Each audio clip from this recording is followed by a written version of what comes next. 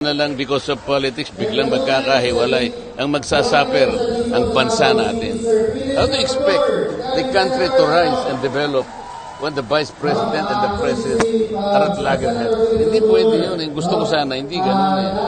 Walang politikang ganyan. At layo pa ng 2028. Yun na kagad ang iniisip nila.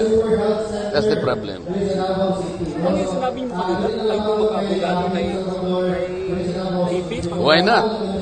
Pwede po yun? Kukontrahin mo ba yun? Bakit? Wala namang inhibition na. Ang magpo-prosecute sa kanya under our rules, 11 prosecutors coming from the House of Representatives. Hindi naman ako sasama sa magpo-prosecute sa kanya because I am trying to defend the rule of law. Alam kong mali yung impeachment. There is no basis. Wala siyang paglabag. Isipin mo, ino-audit pa lang. Kapag yung account ino-audit pa lang, this is tentative. Initial ang findings. This is contestable. This is appealable. Bakit inuusgahan mo na siya as if she is a criminal? So tingnan natin kung talagang may basis yung impeachment nila. Ayaw ba nila na makalaban naman nila ako? Para makita naman nila, kasi marami rin silang abogado eh.